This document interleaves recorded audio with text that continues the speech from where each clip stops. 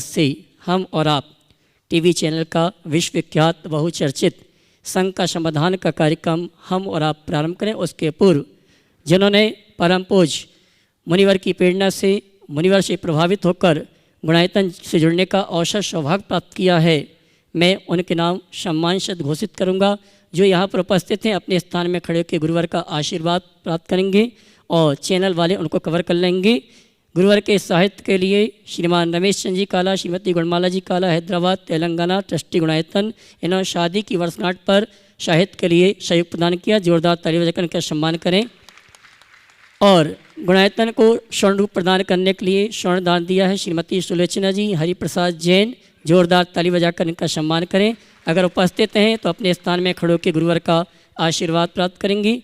और आइए निर्माण मित्र के रूप में जिन्होंने गुणायतन से जुड़ने का सौभाग्य प्राप्त किया है, मैं सम्मान सहित आमंत्रित करूंगा। वे आएंगे मंच पर और परम पूज्य मुनिवर की गुरु वंदना का सौभाग्य प्राप्त करेंगे और गुणायतन परिवार उनके सम्मान का कार्यक्रम संपन्न करेंगे। निर्माण मित्र के रूप में श्रीमान सुशील जी, कविता जी, संयम, सजल, संजुल, रुचि जैन, सिंगई परिवार दमोह अगर उपस्थित हैं तो वे आएँ और परम पूज्य मुनिवर के श्री चरण मनन करते हुए गुरुवंदना का सौभाग्य प्राप्त करेंगे। और गुणायतन परिवार की ओर से इनके सम्मान के लिए मैं आमंत्रित करूंगा गुणायतन ट्रस्टी श्रीमान विजय जी पाटनी इम्फाल और श्रीमान सुरेश चंद जी दातोड़ा वाले रामगंज मंडी, ये आएंगे। हमारे सम्मानी सुशील जी, कविता जी निर्माण मित्र का सम्मान का कार्यक्रम संपन्न करेंगे। गुणायतन परिवार की ओर से श्रीमान विजय जी पाटनी इम्फाल और श्रीमान सुरेश जी दातोड़ा वाले रामगंज मंडी, ये दोनों आएंगे और हमारे सम्मानी निर्माण मित्र का सम्मान का कार्यक्रम संपन्न करेंगे। और मैं चाहूँगा आप इनके भावों की अनुमोदना के लिए ताली बजाकर इनका सम्मान करें। हाँ जी, श्रीमान विजय जी पाटनी और श्रीमान सुरेश जी दातोड़ा वाले, विजय जी आ जाए, आइए ना। श्रीमान विजय जी पाटनी हमारे सम्मानी निर्माण मित्र श्रीमान सुशील जी परिवार का सम्मान का कार्यक्रम संपन्न कर रहे हैं। और इसी क्रम में मैं आमंत्रित करूंगा श्रीमान पप्पू जी विल्टी वाले, श्रीमती सीमा जी, हिमांशु, आकांक्षा, शिलिनी, संस्कार जैन जबलपुर, जिन्होंने गुणायतन से निर्माण मित्र के रूप में जुड़ने का अवसर सौभाग्य प्राप्त किया है। और उनके सम्मान के लिए मैं आमंत्रित करूंगा गुणायतन ट्रस्टी श्रीमान सुरेश जी दातोड़ा वाले रामगंज मंडी, संरक्षक श्री सुरेश जी दातोड़ा वाले रामगंज मंडी और श्रीमती हेमा जैन गुड़गांव, ये दोनों आएंगे। सम्मानी श्रीमान पप्पू जी बेल्टी वाला परिवार का सम्मान करेंगे। और आइए सम्मान का कार्यक्रम चल रहा है, उसके पूर्व में आगामी कार्यक्रमों की सूचना देना चाहूँगा। सबसे पहले उन सुधी श्रावकों के लिए सूचना है जो पारस चैनल के माध्यम से शांति धारा और परम पूज्य मुनिवर के प्रवचन का लाभ लेते हैं। कल से श्री महावीर जी का पंचकणक प्रतिष्ठा महोत्सव का कार्यक्रम प्रारंभ हो रहा है। इस कारण से समय में थोड़ा सा परिवर्तन किया गया है। पारस चैनल में शांति धारा 8:15 बजे से 8:30 बजे तक दिखाई जाएगी और परम पूज्य मुनिवर के प्रवचन पारस चैनल में प्रतिदिन कल छोड़ के 25 तारीख से प्रतिदिन 7 बजे से 8 बजे तक प्रातःकाल की वेला में आप सुन सकते हैं। और ये टाइम 4 दिसंबर तक रहेगा। महावीर जी में पंचकणक के कारण ये समय परिवर्तन किया गया। एक बार पुनः सुधी श्रावकों के लिए कहना चाहूँगा, पारस चैनल में शांति धारा 8:15 बजे से 8:30 बजे तक दिखाई जाएगी और 25 नवंबर से 4 दिसंबर तक परम पूज्य मुनिवर के प्रवचन पारस चैनल में 7 बजे से 8 बजे तक सुनने को आपको मिलेंगे। साथ ही जिनवाणी चैनल में शांति धारा और प्रवचन 11:20 पर जो समय निर्धारित है उसी समय पे आपको देखने और सुनने को मिलेगा। और बंधु मैं ये कहना चाहूँगा, यथावत जो समय उसी समय पे दिखाया जाएगा। और बंधु मैं आप सभी से कहना चाहूँगा, संयोजना पूरी हो चुकी हैं। कल से यहाँ पर अद्भुत अतिशयकारी 3 दिवसीय पंचकणक प्रतिष्ठा महोत्सव का कार्यक्रम प्रारंभ हो रहा है। और जिनके निवेश से जिनका भाग्य खुला है वो परिवार भी आज हमारे बीच उपस्थित हो चुका है। कल प्रातःकाल की वेला में ध्वजारोहण के माध्यम से 3 दिवसीय महानुष्ठान का शुभारंभ होगा। दिसंबर माह में 10 दिसंबर से 13 दिसंबर तक 4 दिवसीय आयोजन का कार्यक्रम है। 10 दिसंबर को गुणायतन के राष्ट्रीय महाधिवेशन रखा गया, जिसमें गुणायतन के सभी पदाधिकारी, सभी ट्रस्टी और जो गुणायतन से जुड़े हुए हैं सभी आमंत्रित हैं। साथ ही 11 दिसंबर रविवार दोपहर 1 बजे गुणायतन में परम पूज्य मुनिवर प्रमाण सागर जी मुनिवर आर्य सागर जी महाराज का भव्य पिछिका परिवर्तन का कार्यक्रम है। और जो शुद्धि श्रावक यहाँ पर आ रहे हैं वो धन्यवाद के पात्र हैं, और जो नहीं आ पा रहे हैं उन सभी के लिए सूचना है, पिछिका परिवर्तन का सीधा प्रसारण जिनवाणी चैनल पर 1 बजे से 5 बजे तक दिखाई देगा। आप स्वयं तैयार रहें और दूसरों को भी सूचित कर दें। और 12 दिसंबर और 13 दिसंबर को परम पूज्य मुनिवर के सानिध्य में हमें आपको पदयात्रा करने का, परिक्रमा करने का, तीर्थराज समेत शिखर की पदयात्रा करने का सौभाग्य प्राप्त होगा। 12 दिसंबर को प्रातः, हाँ जी, तीर्थराज समेत शिखर की परिक्रमा करने का अवसर सौभाग्य प्राप्त होगा। और ये परिक्रमा गुणायतन से 12 दिसंबर को प्रातःकाल की वेला में प्रारंभ होगी। परिक्रमा मार्ग में ही परम पूज्य मुनीषी के आहारचर्या होगी। सायंकालीन संघ का समाधान का कार्यक्रम रात्रि विश्राम नीमिया घाट में होगा। और 13 दिसंबर को परिक्रमा पुनः प्रारंभ होगी, जिसका समापन गुणायतन में होगा। और 13 दिसंबर की आहारचर्या गुणायतन में संपन्न होगी। आइए इन्हीं सभी सूचनाओं के साथ हम और आप प्रारंभ करते हैं शंका समाधान का कार्यक्रम। और सर्वप्रथम प्रश्न के लिए आमंत्रित करूंगा श्रीमती सीमा जी, पप्पू जी, बिल्टी वाला परिवार जबलपुर। और उसके बाद तैयार रहेंगे चौधरी परिवार के सभी मित्र अरुण जी, प्रमोद जी, अनिल जी, जिनेन्द्र जी, सुमा जी, अशोक जी, खुरई। महाराज जी, हमारा प्रश्न ये है कि लोग कहते हैं पैसा कमाओ, लोग कहते हैं पैसा कमाओ, बुरे वक्त में काम आएगा। और आचार्य श्री और महाराज जी, आप प्रमाण सागर जी कहते हैं कि चौका और धर्म करो, बुरा वक्त ही नहीं आएगा, बुरा वक्त नहीं। महाराज जी, हम यहाँ पर चौका लेके जो आए, यहाँ पे जो चौके की व्यवस्था देखी, बिल्कुल फ्रिज से लेके एसी तक लग्जरी व्यवस्था है। हम अनेक क्षेत्रों में चौका लेके जाते हैं, लेकिन ऐसी व्यवस्था कहीं नहीं देखी, जो कि निःशुल्क है। बहुत अच्छा लगा। कमेटी को हम साधुवाद देते हैं।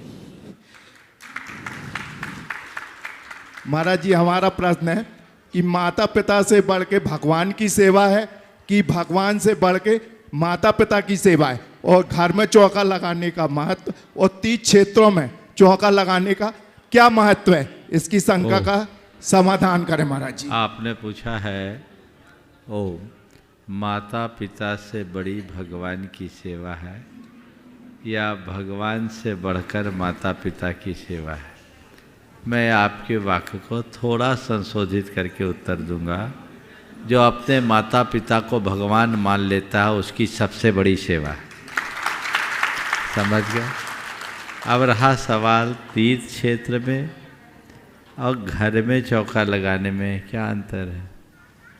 घर में आप चौका लगाते हो तो आपका धर्म ध्यान घंटे 2 घंटे का होता है, और तीर्थ में जाते हो तो 24 घंटे रहते हो। समझ गए? तो उसका फल तो विशेष मिलेगा ही नहीं। तो ये विशिष्ट लाभ उन सब लोगों को मिलता है जो अपना द्रव्य लगाकर ऐसा लाभ लेते हैं। कई लोगों की ये भावना होती है कि हमारे यहाँ हमें लाभ नहीं मिलता, हमारे यहाँ साधु गुरु महाराज नहीं आ पाते। मैं उन लोगों से कहूँगा कि ठीक है, गुरुओं की अपनी सीमा है, वो तुम्हारे यहाँ नहीं आ सकते तो कोई बात नहीं, तुम तो वहाँ जा सकते हो, तुम जा कर के लाभ लो। और ये लाभ श्रावकों को लेते रहना चाहिए। बहुत सारे लोगों में ऐसी अभिरुचि जगी और बढ़ चढ़ कर के हिस्सा लेते हैं और साथ से पुण्य का अर्जन करते हैं। पप्पू भाई भी उसी में एक है, जिनकी रुचि रहती है कि बस मुझे जब मौका मिले मुझे संघों में जाकर के लाभ लेना है, और भरपूर लाभ लेते हैं। सभी को ऐसा लाभ लेने का भाव जगाना चाहिए। चलिए।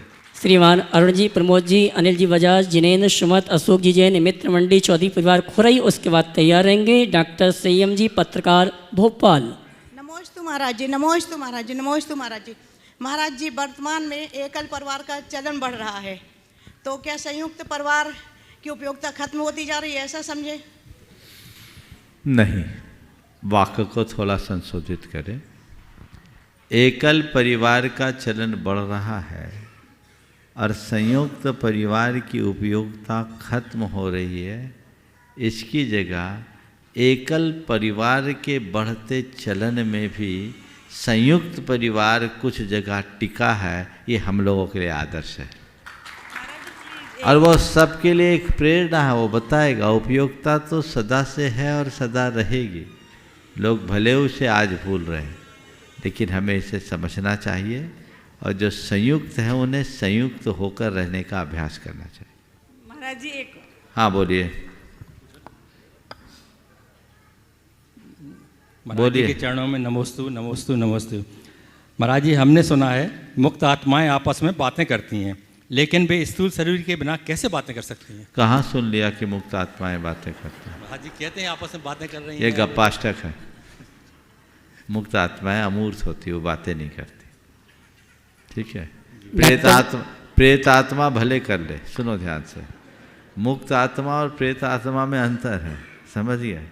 कुछ लोग प्रेत आत्मा को ही मुक्त आत्मा के रूप में मान ले, वो बात अलग है। हमारे मुक्त आत्मा अशरीरी, इंद्रियातीत, अतीन्द्रिय होते हैं, रूपी होते हैं।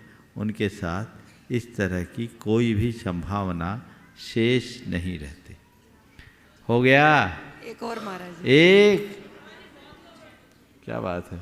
महाराज जी मेरा प्रश्न है कि हमारा योग तो शुभ हो जाता है, लेकिन उपयोग शुभ नहीं हो पाता। ऐसा क्या करें कि इस जीवन का सदुपयोग हो जाए? योग शुभ हो जाता, उपयोग शुभ नहीं होता। ऐसा क्या करें कि इस जीवन का सदुपयोग हो जाए? एक ही बात को सदैव ध्यान में रखो कि मुझे जो योग मिला है इसका कब वियोग हो जाए। इसलिए मेरे लिए उपलब्ध योग का वियोग हो, उससे पहले मैं इसका सही प्रयोग करूं, तो रास्ता ठीक हो जाए। डॉक्टर संयम जी पत्रकार भोपाल, उसके बाद तैयारेंगे श्रीमान सुरेश जी दोतरा वाले संरक्षक गुणायतन रामगंज मंडी अपने पुत्र पुत्रवधू श्रीमती पूजा सिद्धार्थ जी के साथ। ओम बोलिए। नमोस्तु महाराज जी, मेरा प्रश्न है, मैं एक सामाजिक कार्यकर्ता होने के कारण स्वहित और परहित कार्य सदैव होते रहे, इसके थोड़ा लिए अच्छे क्या से करना बोलिए, होगा? माइक ढंग से पकड़िए। नमोस्तु महाराज जी, मैं एक सामाजिक कार्यकर्ता होने के कारण स्वहित और परहित कार्य सदैव होते रहे, इसके लिए क्या करना होगा? ध्यान और सामायिक के लिए बैठते हैं, विचारों का प्रभाव रुकता नहीं, इसके लिए क्या होना चाहिए? 2 सवाल है आपके। सामाजिक कार्यकर्ता होने के कारण स्वहित और परहित में सदैव कैसे लगे, और ध्यान और सामायिक में मन नहीं रुकता, तो उसके लिए क्या करें? देखिए, कोई भी सामाजिक कार्य करता है, समाज के कार्यों को अपनी सेवा और पूजा मान करके करिए। अगर सामाजिक कार्यकर्ता अपने इस तरह के कार्यों और कृत्यों को अपनी पूजा और सेवा के रूप में करने लगे, तो तय मान करके चलना, उनको कभी भी रुकावट नहीं आएगी और हर पल आनंद की अनुभूति होगी। एक अलग प्रकार की आनंद अनुभूति। पर प्रायः लोग उल्टा करते हैं, अपने इस तरह की क्रियाओं में कर्तृत्व का अहंकार ले आते हैं और ये अभिमान हमें रोकता है।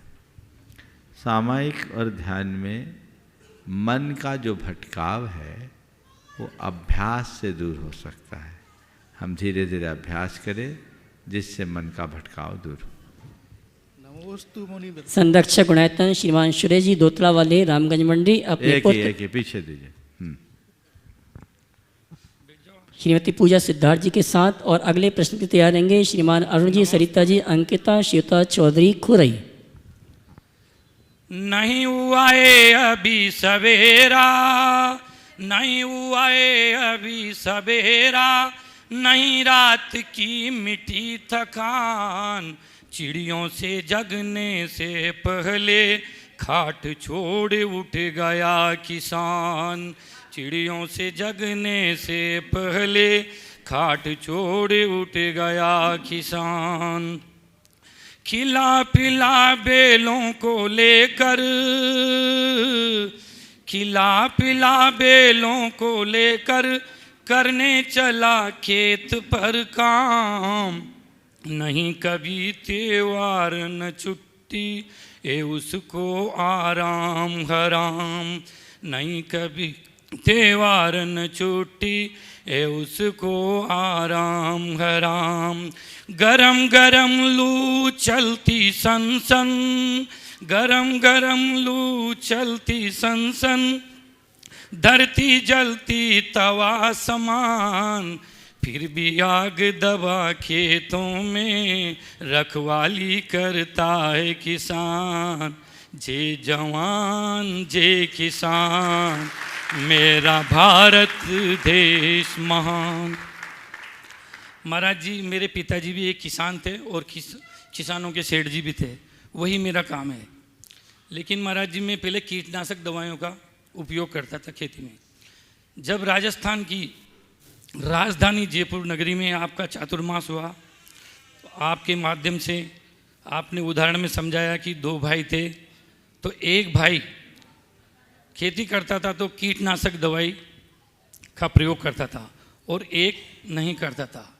तो कीटनाशक दवाई का जो प्रयोग करता था उसके खेती में उपज कम होती थी, और जो कीटनाशक दवाई का यूज नहीं करता था उसकी उपज ज़्यादा होती थी। तो उसी दिन से मैंने नियम लिया, मैं कीटनाशक दवाई का उपयोग नहीं करता। फिर भी मैं चाहता हूँ आगे भी कोई ऐसी आपके माध्यम से कोई ऐसी हो जिसमें हिंसा नहीं हो। बहुत अच्छा, शंका का समाधान की। सबसे पहले तो मैं अपना उत्तर आगे बढ़ाऊं, उससे पूर्व पहले आपको आशीर्वाद दूंगा कि आपने न केवल सुना अपितु गुना ही, और ऐसा आप नहीं, आप जैसे जितने लोगों ने गुना उन सबको मैं आशीर्वाद देता हूँ। साथ ही आपसे आपका एक अनुभव पूछूंगा। 2015 से 22 7 बरस हो गए, कीटनाशक बंद करने के बाद क्या फसल में कमी आई? नहीं महाराज, थोड़ा जोर से बोलो। कमी नहीं आई, और ज़्यादा हुई फसल। ये एक उदाहरण। अब चूँकि आपने खेती से संबद्ध बात पूछी है, तो खेती के संदर्भ में कुछ बातें जो आज अपेक्षित है वो मैं आप सबसे कहना चाहूँगा। प्रायः लोग खेती के कर्म को एक हिंसा का कर्म मानते हैं। हमारे शास्त्रों में कृषि कर्म को आर्य कर्म की संज्ञा दी गई है। अर्थोपार्जन के 60 कर्म हैं, उनमें असी मसी कृषि, विद्या, वाणिज्य और शिल्प। कृषि कर्म भी अर्थोपार्जन का ही एक कर्म है और ये आर्य कर्म है, इसलिए खेती को उत्तम कहा गया है। कहावत है, उत्तम खेती मध्यम बान, अधम चाकरी दुख निदान। खेती को उत्तम, व्यापार को मध्यम और नौकरी को सबसे अधम माना जाता था। इसलिए कृषि के कर्म को सतत उत्साहित होकर करते रहना चाहिए, इसमें किसी भी प्रकार का संकोच नहीं। पर सवाल है कृषि कैसी करें। हमारी जो परंपरागत खेती है, हमें उसी तरीके की खेती करनी चाहिए।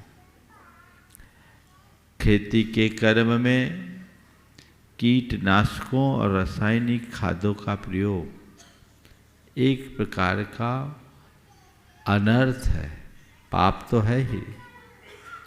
कीटनाशकों के अंधाधुंध प्रयोग से जहाँ जीवों की हिंसा होती है, वहीं उसका दुष्प्रभाव फसल पर भी पड़ता है। सारी फसल चौपट हो जाती है और उसका अन्न के सत्व पर असर पड़ता है। और ये तक प्रयोग हुआ है कि डीटीटी की मात्रा की अधिकता के कारण माँ के दूध में भी डीटीटी का परसेंटेज देखने को मिल रहा है। ये कीटनाशक और रासायनिक खाद का अंधाधुंध प्रयोग अनेक बीमारियों का कारण बन रहा है। आज गायों को भी कैंसर की समस्या आने लगी, क्योंकि वो ऐसे ही खाद और ऐसे ही कीटनाशकों से युक्त भूसा चारा खा रहे। मनुष्यों पर तो उसका असर है ही। आज आए दिन चाहे जिसको हम कैंसर की शिकार, किडनी की खराबी, लीवर की खराबी जैसी बीमारियों से ग्रसित सुन लेते हैं, उसके पीछे एक बड़ा कारण है ये रासायनिक खादों और कीटनाशकों का अंधाधुंध प्रयोग। इसके प्रयोग से धरती की उर्वरता भी कम हो रही है, उसकी फर्टिलिटी भी कम होती है।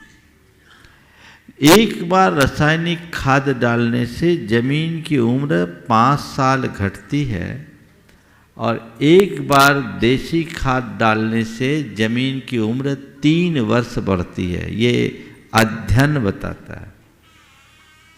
तो सभी से मैं कहूँगा, और सुरेश जी एक छोटे मोटे नहीं 150 बीघा की खेती इनकी है, बहुत बड़े किसान हैं, और इन्होंने कीटनाशक का प्रयोग बंद किया तो हर किसान भाई ये समझते होंगे कि कितना बड़ा त्याग किया।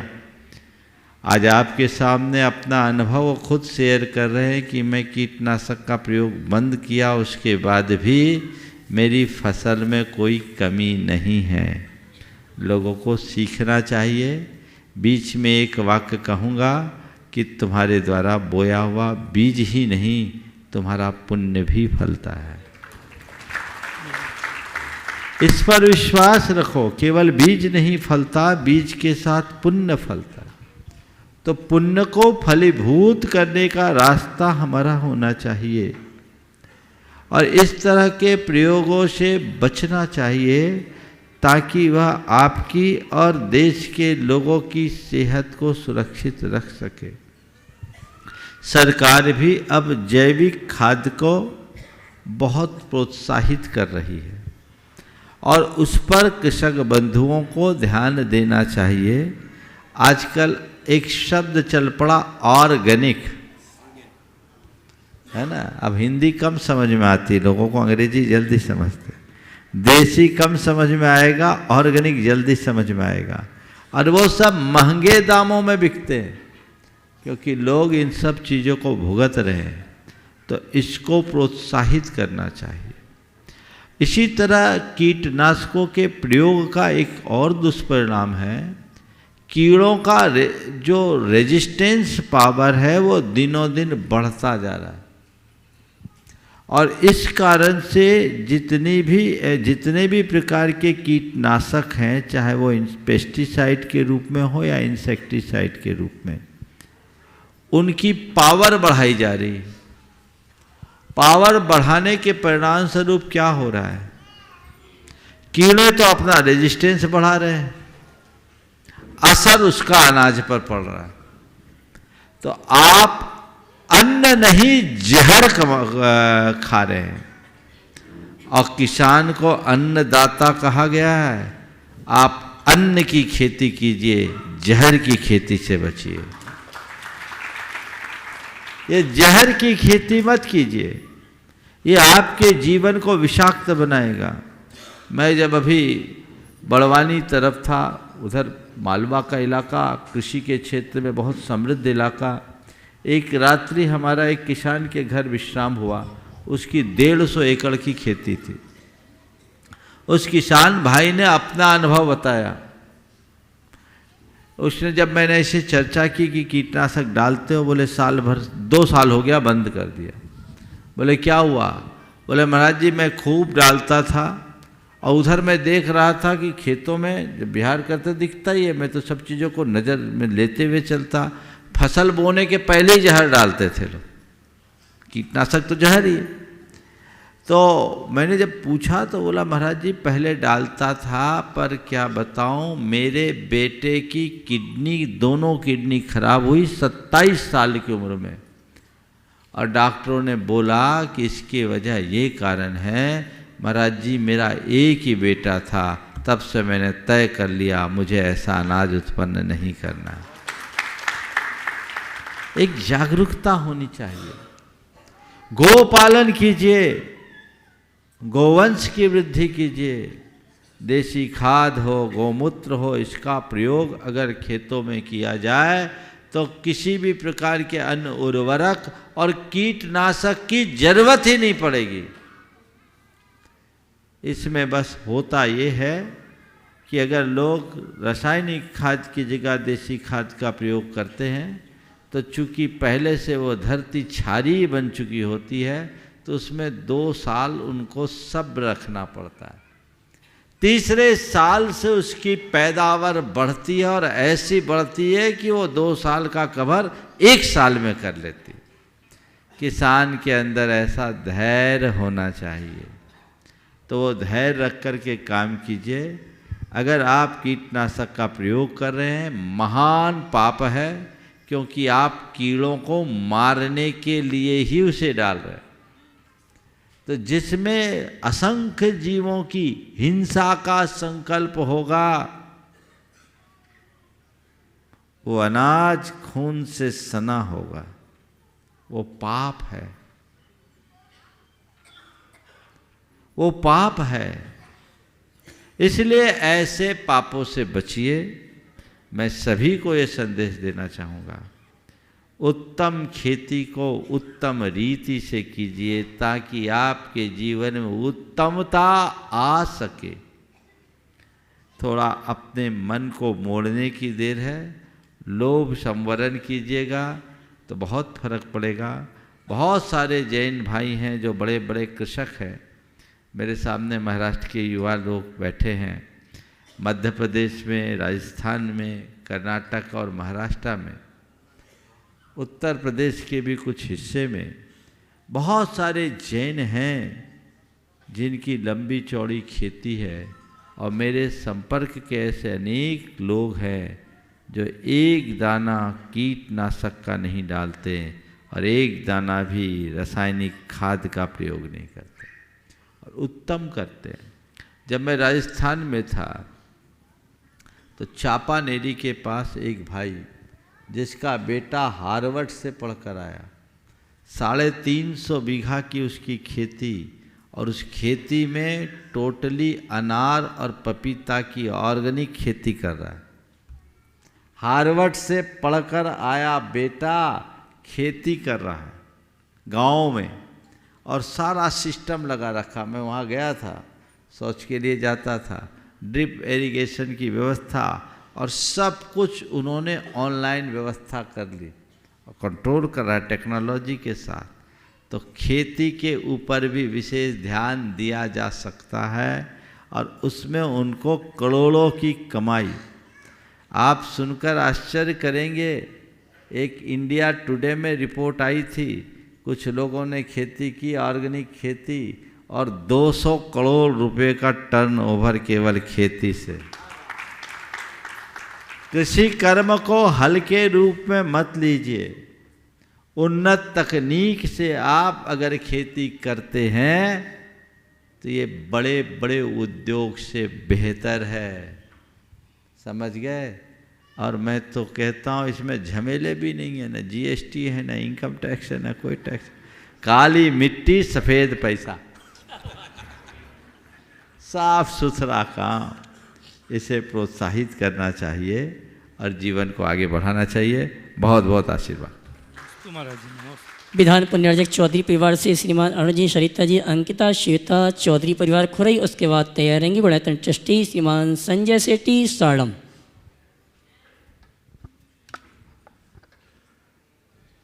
ओ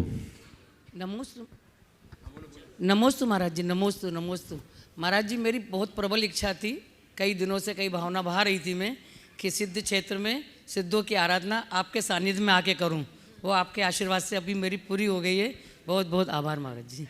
मेरा प्रश्न ये है, आज भैया जी ने पूजन करवाई नवदेवता की, उसमें ये आया जिसको अपना माना उससे ही दुख पाया, तो ऐसा क्यों? और महाराज जी, यदि दुख से बचना है तो किसी को अपना नहीं माने क्या? आप अपना अनुभव बताओ। जो लाइन उसमें लिखी वो सही लिखी कि नहीं लिखी? बोलो। महाराज जी आपसे हाँ, पूछ रहा हूँ तो। नहीं तो पूछ रहा हूँ ना, अनुभव अपना बताओ। यथार्थ में हमारे दुख का मूल कारण राग भाव है। हम जिसे अपना मानते हैं उसे ही लेकर इष्टानिष्ट संकल्प विकल्प जुड़ते हैं, और इष्टानिष्ट संकल्प विकल्प ही हमारे दुखों का कारण बन जाते हैं। तो ये तो यथार्थ है। अगर परम सुखी बनना चाहते हो तो पर से नाता तोड़कर निज से नाता जोड़ो, अपने साथ अपना संबंध बनाओ। हम हर पल पर के साथ जुड़े रहते हैं, पर में रमे रहते हैं, इसलिए हर पल रोना रोते हैं। हम भगवान को देखें, भगवान ने क्या किया? नाता जोड़ा कि तोड़ा जग से तोड़ा? नाता तोड़ा। हाँ, सब जग से नाता तोड़ चले इस जग के पालनहार, प्रभु ने छोड़ा सब संसार। तो ये है भगवान की कहानी। तो ऐसी ही स्थितियाँ बनती है जब हम जीवन के सत्य को समझते हैं, तभी हमारा रास्ता प्रशस्त हो पाता है। नमोस्तु महाराज जी। गुणायतन ट्रस्टी श्रीमान संजय जी सेठी साड़म। ओ, दो पीछे।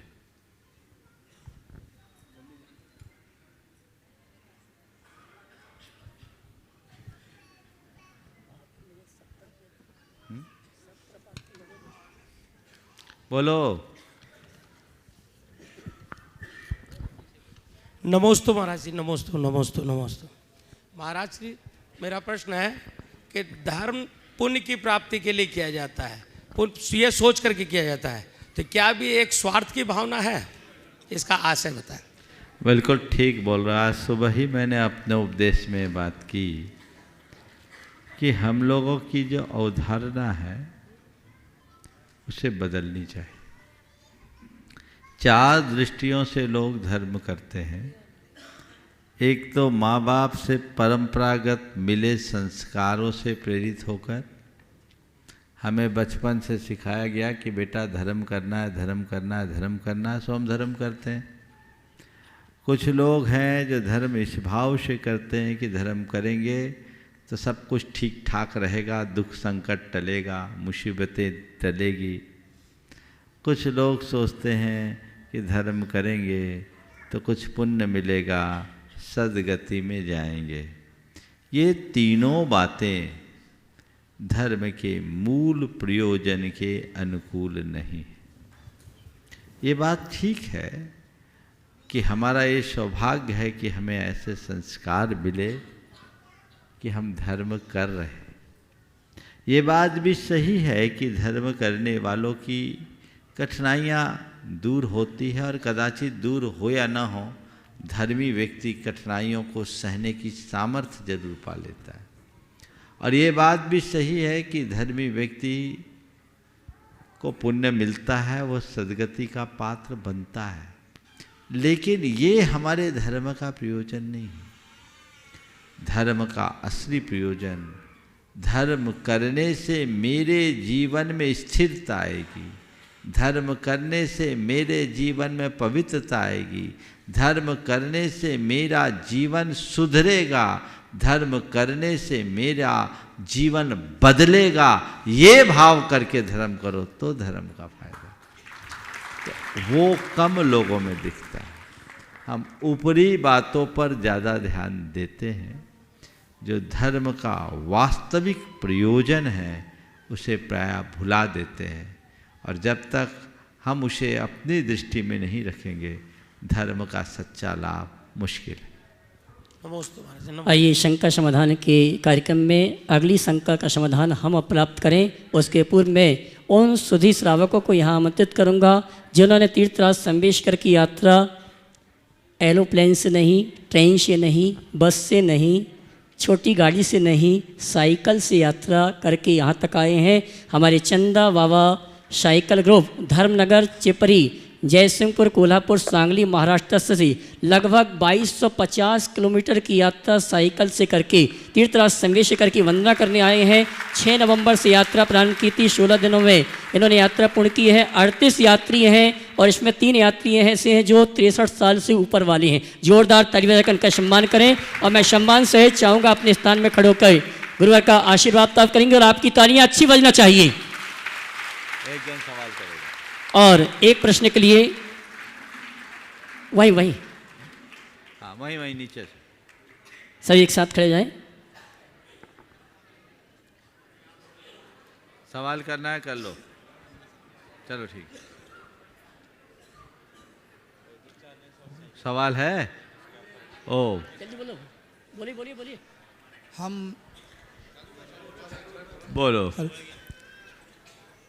हम 6 तारीख को धर्मनगर चिपरी यहाँ से वीराचार्य एकेडमी जो यूपीएससी एमपीएससी के लिए निवासी प्रशिक्षण केंद्र वहाँ आचार्य श्री चंद्रप्रभु सागर महाराज जी ने बनाया है, वहाँ चल रहा है। वहाँ से निकले और यहाँ 21 तारीख को पहुँच गए और बीच में आचार्य श्री विद्यासागर जी का भी दर्शन हम लेकर आए। उनकी आशीर्वाद से ही हम यहाँ शिखर जी यात्रा पूरा किया है। और इसका संकल्प जो पहली बार हमें मिला वो है इंडिया नहीं भारत बोलो, इंडिया नहीं भारत बोलो। अभी हर एक के टी शर्ट पर भी अलग अलग ऐसे स्लोगन लिखे, इनका प्रचार करते हुए हम बहुत सुंदर। चलिए हो गया महाराज जी। हाँ। आपके चरणों में त्रिवार शुद्धि पूर्वक नमस्तो। हम यात्रा इसीलिए किए कि पर्यावरण के लिए पेड़ लगाओ। देखिए बहुत अच्छा भाव आप लोगों ने प्रकट किया। मैं चाहूँगा एक बार जोरदार करतल ध्वनि से ये सभी लोगों ने तीर्थ यात्रा के लिए जो उपक्रम किया, देश भर में एक बहुत अच्छा संदेश इनके माध्यम से गया है। और मैं चाहूँगा कि देश भर के अन्य युवा भी इस तरह के उपक्रम करें। इससे जहाँ से भी निकलेंगे वहाँ के लोगों के मध्य एक जागरूकता का संदेश फैलेगा। आप लोगों ने 16 दिन तक लगातार ये यात्रा की। ये समझना तुम्हारी शिखर जी की वंदना 16 दिन पहले से हो गई। बाकी साधनों से आने वालों की लोगों की वंदना तो यहाँ आने के बाद होती है। तुम्हारी वंदना की शुरुआत तो घर से निकलते ही हो गई। और हम तीर्थंकर भगवंतों के संदेश को जन जन तक पहुँचाने का उपक्रम करें, ये हमारा लक्ष्य होना चाहिए। आप लोगों ने जो कार्य किया उसके लिए बहुत बहुत आशीर्वाद। ऐसी भाव और आशीर्वाद देता हूँ। अभी साइकिल यात्री बनकर के वंदना किए, इतना पुण्य बंधे कि तुम जीवन पर्यंत पद बिहारी बन कर के यात्रा कर सको। ये आशीर्वाद। चलिए नमस्ते महाराज।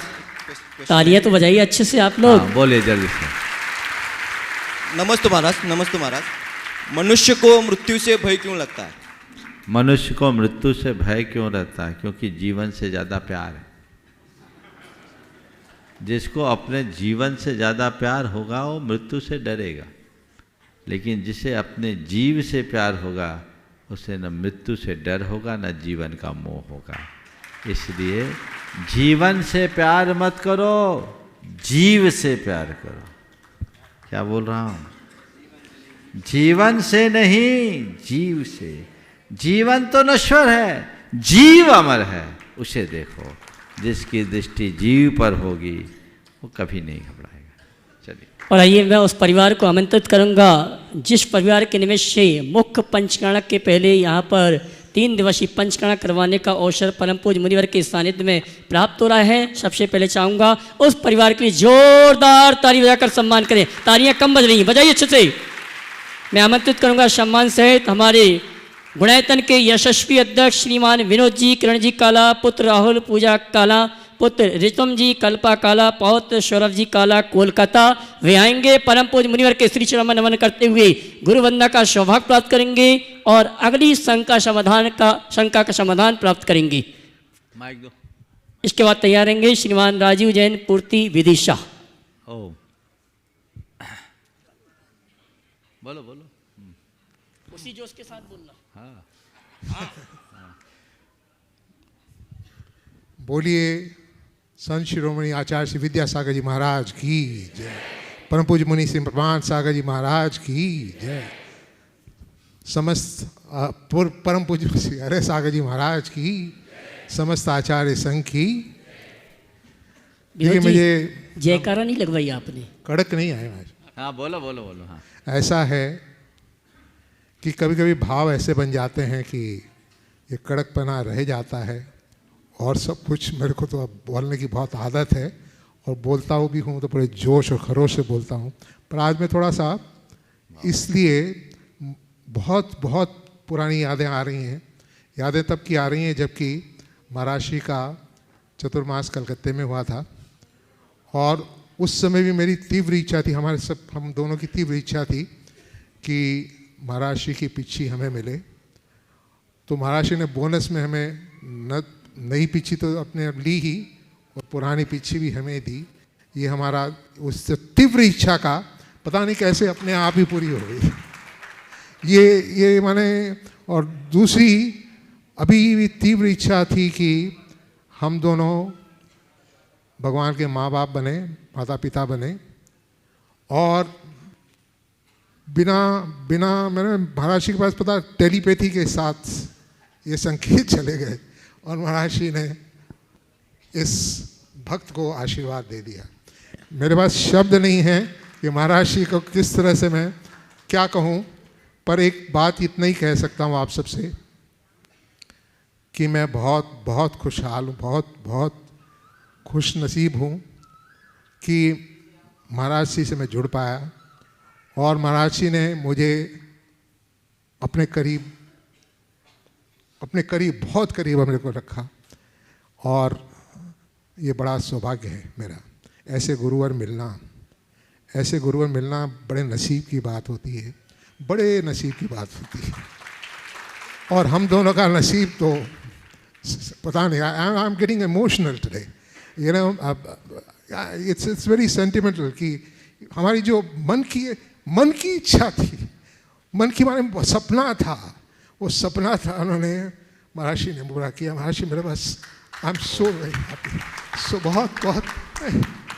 ओ देखो, मैं बीच में कुछ बोलना चाहूँगा इसके बाद। देखिए अभी विनोद जी बहुत भावुक थे। विनोद जी के योगदान को कोई भुला नहीं सकता। पिछले 10 वर्षों से गुणायतन का निरंतर नेतृत्व ये करते आ रहे हैं और गुणायतन को अपने चरम अवस्था तक पहुंचाने में इनने बहुत बड़ा योगदान दिया। इनकी प्रारंभ से इच्छा थी कि गुणायतन के होने वाली प्रतिष्ठा में मुझे भगवान के माता पिता बनना है। पहले से तो मैं कुछ कहता नहीं, लेकिन मुझे दिखता था कि इनकी पात्रता है, इसलिए कोई दूसरा बीच में घुस सकता नहीं। लेकिन विधि का विधान कोई नहीं जानता। अचानक उन्हें एक ऐसी प्रॉब्लम आई जिसके तहत आने वाले दिनों में इन्हें एक सर्जरी की आवश्यकता बता दी गई और मुझे लगा कि वो सर्जरी होगी तो फिर इनके माता पिता बनने का सपना कठिन हो जाएगा। तो मैंने इनको कहा, तुम्हारा सपना अब हम साकार कर देते हैं, आ जाओ। और विनोद जी, पूरे परिवार को कहता हूँ, भगवान को प्रतिष्ठापित करने का पुण्य अनंत होता है, इसे हल्के में मत लेना। भगवान की प्रतिष्ठा का ये पुण्य हो सकता है तुम्हारी सर्जरी भी टाल दे। साथ ही से पुण्य का बंध है। ऐसे भी आप इतने दिनों से तो लगे ही हुए। चंद्रप्रभु भगवान को विराजमान करने का सौभाग्य तो आपको ही मिला। हाँ, मूल मूल मंदिर, एक मंदिर इनका है, 5 चारों कोनों के 4 मंदिरों में मुख्य मंदिर। ये पुण्य तो आपका है ही, कहीं से थोड़ा कसर आया था पुण्य में, पर फिर जोर मारा। आपने भी नहीं सोचा था कि ऐसा हो सकता है। इन्होंने मुझे बताया, महाराज जी ऐसा लगता है कि 2-3 महीने बाद मुझे सर्जरी करानी पड़ेगी, और सर्जरी कराने के बाद ये सिम्टम्स आएंगे। तो महाराज जी क्या होगा, भावना हमारी कैसे होगी? बोले चिंता मत करो, हम बैठे हैं, भावना जरूर पूरी होगी। और इसलिए ये कार्यक्रम अभी रखा गया अचानक, पहले किसी को पता नहीं था, ट्रस्ट को भी पता नहीं कि महाराज ये कहाँ से आ गया। और ये कार्यक्रम कल से यहाँ होगा, पूरा परिवार आज इनका है। मैं तो ये बोलूँगा खूब विशुद्धि के साथ इस अनुष्ठान को संपन्न करो। भीड़ में आयोजन होता है, एकांत में अनुष्ठान, हमें अनुष्ठान करना है। और यहाँ चंदा प्रभु भगवान भी तो एकांत में ही विराजे हैं, है ना? हाँ, उसमें विनोद जी सौधर्मेंद्र बने थे और कुछ नहीं था। चलिए, अब कल ये सौभाग्य कल से आपको प्राप्त होने वाला है। इसी भावना और विश्वास के साथ कि ये सुयोग मुझे आज मिला है, ऐसा साथ से पुण्य आए कि भावांतर में साक्षात भगवान के माँ बाप बनने का सौभाग्य मिले, अपना भवोद्धार कर सके। जब तक मेरा आयुष्य है मुझे कोई नहीं हिला सकता, और आयु पूरी होने के बाद कोई किसी को जिला नहीं सकता। हमें इस बात गांठ में बांध कर रखनी चाहिए। मैं ये इसलिए नहीं बोल रहा हूँ कि विनोद जी का नंबर आने वाला है। हमें भरोसा है विनोद जी को अभी पंचकलाना करा करके ही जाना है, अभी ऐसी कोई बात नहीं। लेकिन जो तत्व की व्यवस्था है उसे तो हमें स्वीकार करना ही पड़ेगा, वो हमारे तुम्हारे किसी के हाथ में नहीं। पर जितना मेरा जीवन शेष है, तौ पादौ मम हृदयम तौ पदद्वये लीनम तिष्ठतु जिनेन्द्र तावद यावद निर्वाण संप्राप्ति। तौ पद मेरे हिय में, मम ही तेरे, क्या बोलते हैं, पुनीत चरणों में, तब लो लीन रहो प्रभु, जब लो न पाए मुक्ति पद मैंने। बस ये भाव अपने अंदर जगाते रहिए। इसलिए निश्चिंत निर्विकल्प रहिए, और ये निश्चित आपके जीवन की एक श्रेष्ठतम उपलब्धि होगी।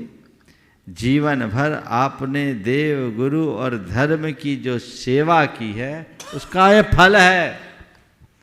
ये सोचा भी नहीं होगा कि ऐसा मौका आएगा। इनने तो आस छोड़ दी थी, मैंने कहा नहीं, मेरे पास सब वैकेंसी है, समझ गए? और अभी घबराना नहीं, अभी इससे बड़ा मौका आएगा। और असली मौका के लिए भी चिंता मत करना, भाव बना कर रखो। समय समय पर सब कार्य होता है। पूरे परिवार को भी मैं यही कहना चाहूँगा कि इसी तरीके से अपनी भावना को बना कर रखना है और अपने जीवन को उसके चरम लक्ष्य तक पहुँचाना है। बहुत बहुत आशीर्वाद। रितुम बोलो। हाँ हाँ जी, प्रश्न के लिए तैयार रहेंगे श्रीमान रितुम कल्पा काला, उसके बाद तैयार रहेंगे श्रीमान राजू जैन पूर्ति विदिशा। नमोस्तु महाराज जी, नमोस्तु महाराज जी, नमोस्तु महाराज जी। महाराज जी, एक छोटा सा प्रश्न था। आगम में हमारे ग्रंथों में काफ़ी चीज़ें लिखी हुई थी जिस हिसाब से हम अभी भी कुछ चीज़ें करते हैं। उदाहरण के हिसाब से कुएं का पानी हम पीते हैं बिकॉज कहीं ना कहीं उस चीज़ की हमारे ग्रंथों में लिखी हुई। पर क्या हमें समय के हिसाब से अपने आप को मॉडिफाई करना चाहिए? बिकॉज आजकल जो ये फ़िल्टर के पानी आती हैं, इस तरह की चीज़ें होती हैं, ये शायद ज़्यादा शुद्ध हैं। तो क्या हमें समय के हिसाब से अपने आप को मॉडिफाई? बिल्कुल कर लेना चाहिए, पर एक बात बोलता हूँ, हमें केवल शुद्ध नहीं, शुद्ध के साथ प्राशुक का भी ध्यान रखना चाहिए। मान लिया आज कुआं का पानी सुलभ नहीं है, और सुलभ है तो शुद्ध नहीं है, कोई दिक्कत नहीं। हमारे पास समय काल के अनुरूप एक परिवर्तन है, बरसात का पानी इकट्ठा करो और पियो, शुद्ध भी है और प्राशुक भी है। आपके आरओ के पानी से अच्छा, ठीक है ना? क्यों नहीं कर सकते ऐसा हम? और तुम लोग तो सुजानगढ़ के हो, लाडनू सुजानगढ़ में तो हर घर में यही टाँका है, अमृत कुंड है, उसी को पीते हैं, पीढ़ियाँ पीती आ रही है हजारों साल से। आज सब जगह बरसात होती है, क्यों हम इधर उधर का पानी लें? हम शुद्ध जल लें, शुद्ध जीवन जिए, ये हमारे लिए ज़्यादा अच्छा है। और एक बात बताऊं, आपने जो फिल्टर वाटर की बात की ना, रिपोर्ट देखिए, आरओ का पानी कैंसर का कारण है, आपने पढ़ा होगा है? हम कहाँ जा रहे हैं? हम कहाँ जा रहे हैं? हमारे शरीर की क्षमता तो उससे कमज़ोर हो रही है। मुझे कैंसर विशेषज्ञ डॉक्टर पीएन जैन ने ये रिपोर्ट भेजी थी बॉम्बे से, एक क्लिप भेजी थी जिसमें आरओ का पानी पीने से व्यक्ति को कैसे कैंसर होता है, उसका पूरा डिटेल था। तो ये सब चलन में बढ़ता जा रहा है, लोग अंधानुकरण कर रहे हैं, और एडवर्टाइजमेंट ऐसा आता है जैसे आपको इसको पिए तो आप अजर अमर हो जाओ। अजर अमर बनोगे जब अमृत पियोगे, और अमृत है बरसात का जल जो चिरंतन काल से होता है। उबला पानी पियो, शरीर को उस अनुरूप ढाले, तो युगानुरूप परिवर्तन का निषेध नहीं है, लेकिन इसको भी देखा जा सकता है। हाँ विजय जी। श्रीमान विजय जी पाटनी, इम्फाल गोड़तन ट्रस्टी, उसके बाद नहीं बोलेंगे, ठीक। श्रीमान राजीव जैन पूर्ति विदिशा। सकल दिगंबर जैन समाज विदिशा एवं गंज वासौदा की ओर से मुनिदेव के चरणों में सादर नमन, सादर नमन, सादर नमन। महाराज श्री, आज सुबह आपका प्रवचन चल रहा था, उसमें मैंने सुना कि आप जब भी भगवान के दरबार पर जाओ तो ऐसी मुद्रा बनाकर जाओ कि आपका रोम रोम पुलकित होने लगे। तो महाराज श्री, वर्तमान में हमने साक्षात भगवान को तो नहीं देखा, लेकिन आपके दर्शन मात्र से ऐसा आभास होता है कि साक्षात भगवान के दर्शन हो गए और हम सभी का रोम रोम पुलकित होने लगता है। महाराज श्री, जिज्ञासा यह है कि जब एक पुस्तक का प्रकाशन होता है तब उसमें प्रकाशक का नाम आता है, लेखक का नाम आता है, एडिटर का नाम आता है, यहाँ तक कि प्रिंटिंग प्रेस वाले का भी नाम आ जाता है। लेकिन जो व्यक्ति उस पुस्तक की कमियां निकालता है, उसका नाम कहीं पर भी उल्लेखित नहीं होता। इसके विपरीत लोक व्यवहार में हम यदि देखें तो जो व्यक्ति लोक व्यवहार में गलतियां करता है उसका नाम सबसे पहले आ जाता है। ऐसी दोनों में विसंगति क्यों? कृपया शंका का समाधान करें। आपकी शंका में ही इसका समाधान। जो गलतियां निकालता है उसका नाम नहीं आता। जी महाराज जी। जो गलतियां करता है उसका नाम आता है। प्रूफ रीडर गलतियां करता नहीं, गलतियां निकालता है। थोड़ा बदल दो, गलतियां सुधारता है। प्रूफ रीडर पुस्तक में से गलतियां निकालता है, ये हमारा आरोप है। सच्चे अर्थों में प्रूफ रीडर गलतियां सुधारता है, और वह लेखक और प्रकाशक के द्वारा अधिकृत करने पर। तो ये समझो कि जो प्रूफ रीडर है वह लेखक और प्रकाशक का काम करता है उसके बिहाफ पर। इसलिए आज लेखक और प्रकाशक का नाम है तो केवल प्रूफ रीडर के कारण है। यदि प्रूफ रीडर ना हो तो लेखक प्रकाशक भी बदनाम हो जाए। जी महाराज जी। समझ गए? तो गलतियां सुधारने वाले को समाज में स्थान मिलता है, गलतियां करने वालों को बदनामी। जी महाराज। समझ? और नाम मिले न मिले, बदनाम होने से बचो, जिससे अपने जीवन को बेहतर बनाया जा सके और हम कुछ आगे बढ़ सके। इस प्रकार आज के सत्र को परम पूज्य, चलिए समय हो गया, पूछ दो। हाँ। नमोस्तु महाराज जी। ललितपुर समाज और टिमरनी समाज, मध्य प्रदेश टिमरनी और ललितपुर उत्तर प्रदेश में हम पूरे परिवार और पूरे नगरवासियों की तरफ से आपको नमोस्तु नमोस्तु नमोस्तु। बोलिए, हो गया सवाल? हो गया, चलिए बोलिए। सवाल नहीं है महाराज जी। आचार्य गुरुवर श्री विद्यासागर जी।